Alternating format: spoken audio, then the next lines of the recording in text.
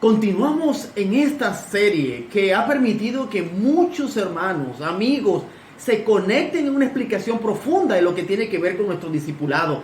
La manera como Dios ha permitido que podamos aprender y podamos enseñar a otros. De esa manera es importante y fascinante que usted, apreciado amigo, apreciado hermano, pueda entonces relacionarse con la palabra de Dios. Pero antes, vamos a orar.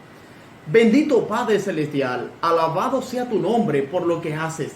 Alabado sea tu nombre por tu grandeza. Y gracias porque encontramos esperanza, consuelo, fortaleza cuando estamos en tus manos y cuando dedicamos tiempo para servirte. En tus manos estamos, Señor. En esta hora pido que puedas iluminarnos a la interpretación de tu palabra y de esta manera podamos comprenderla mejor. En Cristo Jesús. Amén. Cuando estudiamos el libro de 1 Corintios capítulo 15, versículo 29, estamos enmarcados en el contexto de la resurrección y la muerte, pero sobre todo en el concepto en el que Pablo hace una tesis referencial para mostrar realmente cuáles son aquellos elementos esenciales en el contexto de la salvación. Pero en primer lugar es importante reconocer que las personas a las que se dirigió en primer momento el mensaje, dado los Corintios, recordemos que esta ciudad es una capital de la provincia de Acaya, donde está una mezcla cultural entre lo que tiene que ver con las culturas de Occidente en relación con la cultura de Oriente. Al mismo tiempo, la población común de mayor envergadura en esa ciudad era totalmente romana, por así decirlo, en una forma muy mayoritaria.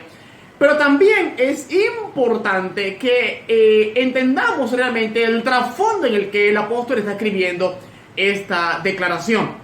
Sin embargo, es importante tener en cuenta que cuando se hablaba de Corinto, se estaba relacionado también en el concepto de que la persona que habitaba allí estaba relacionada con una mentalidad en el que la gente vivía sin disciplina. Eran realmente indisciplinados. Realmente vamos a ver allí cómo el ser humano, en un acto de vivir como le parece, como realmente pretende vivir, entonces allí donde vamos a ver lo que el pasaje está hablándonos en cuestión. El punto central que Pablo está tratando de mostrar en la carta a los Corintios es el hecho de que la unidad de la iglesia es muy importante y más importante que cualquier esquema en el que Pablo esté presentando a la hora de hablar, a la hora de presentar un mensaje particular. Al mismo tiempo, la carta de Pablo termina como síntesis del capítulo 15 para mostrarnos realmente las evidencias bíblicas, teológicas, para decirnos que la muerte y la resurrección son dos verdades importantes para comprender realmente nuestro papel de discipulado y de crecimiento en la fe. Sin embargo, hay un pasaje que ha sido un dilema, un verdadero dilema a la hora de interpretarlo y a la hora de comprenderlo por las dificultades que existen en la interpretación del texto en el plano original. Y nuestro texto en común está en 1 Corintios capítulo 15, versículos 29. Y dice la Biblia, versículo 29, si no hubiera resurrección, ¿por qué algunos se bautizan por causa de los muertos? Si de ninguna manera los muertos han de resucitar, ¿por qué bautizarse por causa de ellos? Hasta aquí pareciera que el apóstol está aludiendo a la idea de que había un grupo de personas que se bautizaban en honor a los muertos. Otros han llegado a pensar que sencillamente Pablo está usando una metáfora de su tiempo para explicarnos o para ampliarnos el concepto concreto de lo que tiene que ver con el bautismo o el plano soteriológico que está inmerso en el mismo pasaje.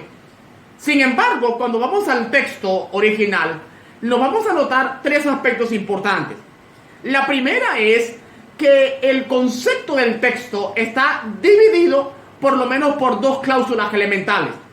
Dos preguntas que parecen paralelas, pero que resumen en gran medida la intención de Pablo al mostrar una comparación directa.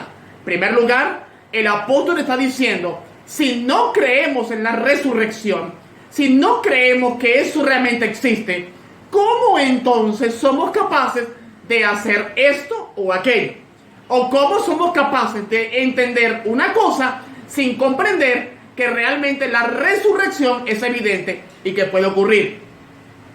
Al ser así, entonces, el apóstol utiliza la fórmula del bautismo para mostrar a los creyentes de Corinto que el concepto que está inmerso es más profundo de lo que nosotros nos imaginamos.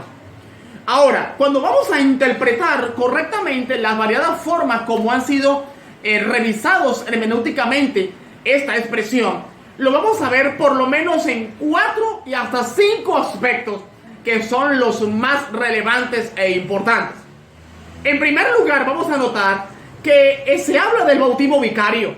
Es aquel que alguien sirve de sustituto para mostrar que esa persona que no pudo hacerlo, entonces recibe el beneficio a partir de otro que sí puede hacerlo.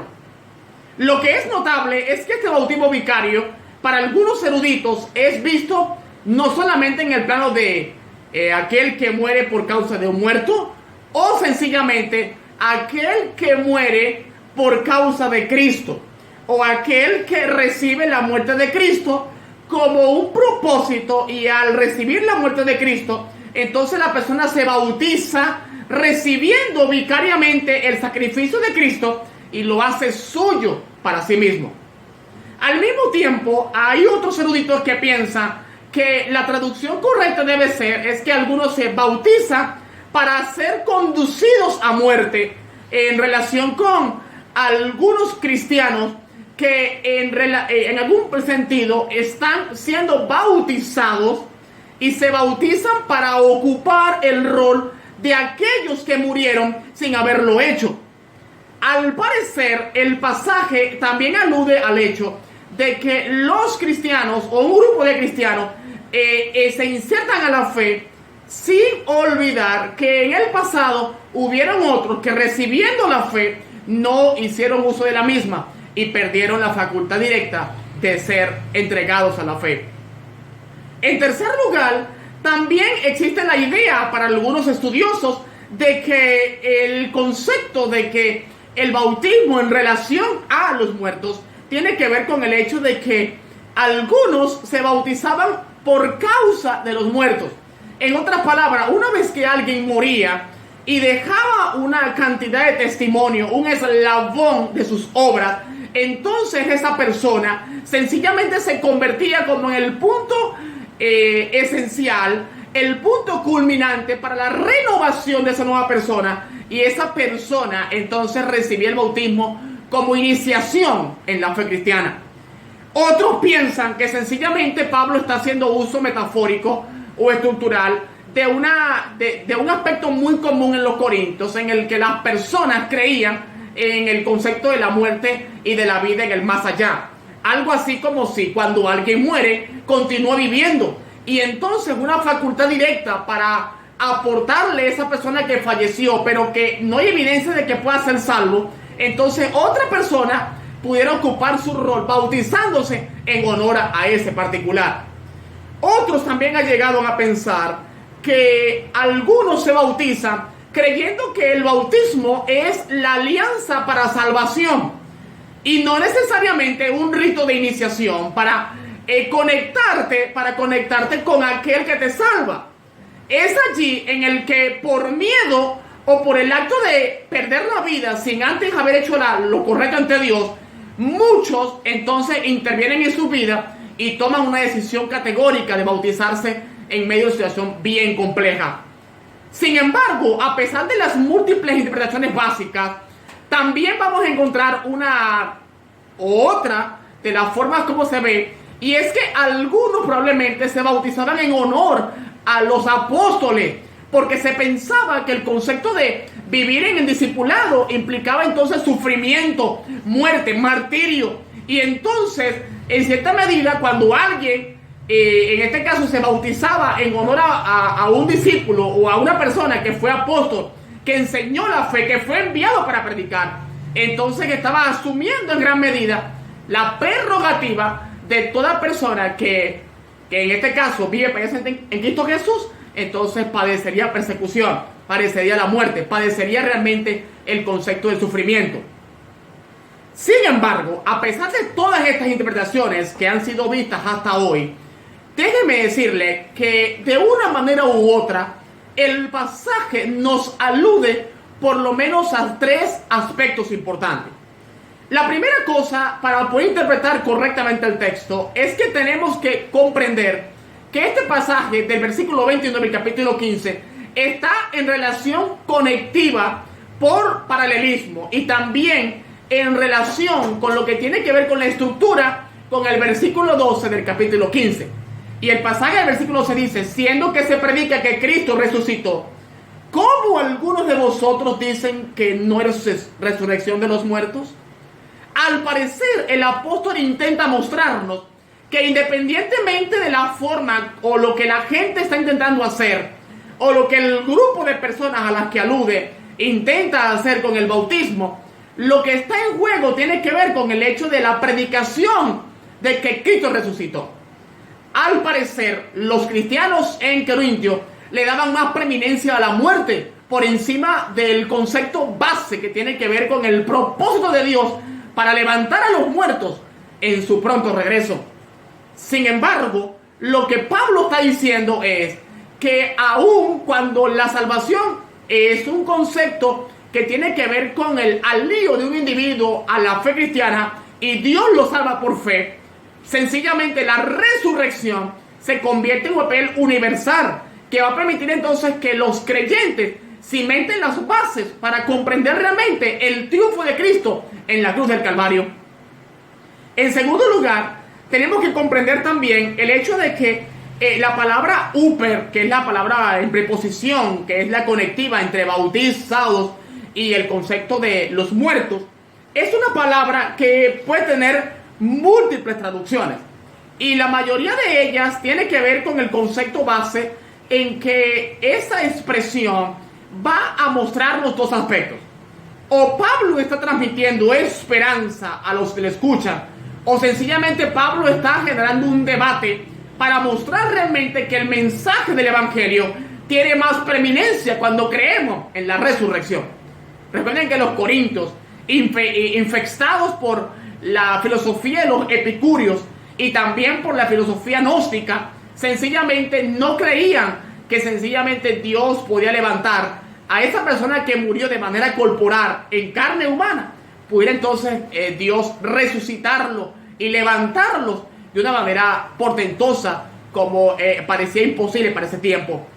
Al mismo tiempo, a pesar del temor de que algunos se bautizaban para evitar que la muerte llegara, a pesar de que algunos lo hacían porque el testimonio era muy fuerte de las personas que descansaban en el sepulcro, y lo hacían a pesar de aún de las malas prácticas paganas que había en Corinto en relación con la muerte y el concepto del bautismo por los muertos. Sin embargo, el apóstol nos quiere mostrar que lo que está en juego tiene que ver con las implicaciones y el regalo que brinda la resurrección a la hora de una entrega y disposición total a aquel que nos abre las puertas para la redención en Cristo Jesús. Así que lo que más importa es que a pesar de ello, un grupo selecto entonces se define y ahora es facultado, es bautizado, y entonces por la fe el bautismo, según Romanos capítulo 6, representa tanto la muerte como la resurrección en Cristo Jesús. Cuando alguien se bautiza, está diciendo que acepta por fe lo que Jesús hizo por él. Y él entonces, en un acto directo de transformación, entonces entrega su vida para vivir en armonía con los estándares que Dios ya había destinado a través de Jesucristo. Allí también vemos entonces que de una manera u otra las conexiones que hay en el texto tienen que ver con el hecho de que el propósito central que genera la muerte y la resurrección es conducirnos a aquel que nos está salvando, y no es nada más y nada menos que Cristo, nuestro Redentor. Obviamente que el centro no está en si es bautizado por los muertos o si la muerte genera pues algún tipo de irrupción para la pérdida y la salvación, o si algunos sencillamente por temblor lo hacen. Lo que finalmente Pablo quiere mostrarnos es que la muerte y la resurrección son siempre conductores a la redención en Cristo Jesús. Cada vez, apreciado, que tú vayas a enseñarle a otro en relación con el discipulado, no olvides que lo esencial de todo ello tiene que ver con nuestras bases, que Jesús murió, pero también que resucitó y que nos aporta vida eterna en Cristo Jesús. Esa vida que obviamente parece caduca, que parece terminar con la muerte, pero allí Jesús abre un nuevo telón para darnos la evidencia de que allí Él está dispuesto a darnos una nueva vida y una renovación en Él. Oh, apreciados, es tiempo hoy de una entrega, disposición al Señor. A pesar de nuestra manera de ver las cosas, a pesar de las respuestas que tenemos en relación a los ritos, circunstancias y todo lo que tenga que ver con lo que hacemos delante de Dios, lo que más importa es aferrarnos a ese Dios que lo hizo todo y, por ejemplo, que nos ha dejado, nos ha permitido realmente aferrarnos a la promesa y esperar con gozo y con ansia el regreso de Jesús. Hoy más que nunca, en tiempos de coronavirus, mucha gente que ha perdido un ser querido no tiene más en esta hora que decir realmente: Señor, ven pronto, porque tu venida nos resolverá el dolor, el sufrimiento. Alabado sea el nombre de Dios, porque a pesar del discipulado y las dificultades que enfrentamos, a pesar de las pruebas difíciles que trae la muerte, allí está Dios, abriendo las puertas para mostrarnos un nuevo camino y para decirnos: esta es la verdad, esto es lo que debemos hacer, porque allí estará el cimiento real de lo que Dios va a hacer en tu vida y en nuestra vida desde ahora y para siempre. ¿Te quieres unir a este grupo de personas que se entregan a la fe para sencillamente esperar con ansias el pronto regreso de Jesús? Al final, Pablo, en una respuesta categórica, exaltó y levantó el evangelio, las buenas nuevas de salvación, predicadas por Cristo en la vida de los paganos, de los cristianos y aún de todos aquellos quienes, al abrir la palabra de Dios, podemos entonces comprender la palabra y abrirla para que sea aplicada a nuestra vida, y de esta manera podamos entonces sentir una evidencia poderosa de lo que Dios está haciendo y hará en nuestra vida. Por eso hoy más que nunca te invito, apreciado, a que tome una decisión de servir al Señor y de amarlo, pero sobre todo de aferrarte con todas tus fuerzas a aquel Dios que lo hizo todo por ti y que estará dispuesto a hacer hasta lo imposible por ayudarnos en tiempos difíciles. Oramos. Bendito Padre Celestial, alabado sea tu nombre, porque tu poder es grande, porque tu gracia es poderosa. Hoy más que nunca necesitamos de ti. Por eso deseamos que tú sigas dirigiendo nuestra vida. Y a pesar de nuestras percepciones, a pesar de nuestra interpretación, a pesar de la manera como haya ocurrido las circunstancias, tú estás allí para mostrarnos un nuevo camino, para decirnos que con tu muerte la resurrección es evidente y esperamos con ansia esa gran bendición. En tus manos nos colocamos en esta hora, en Cristo Jesús. Amén. Que Dios te bendiga.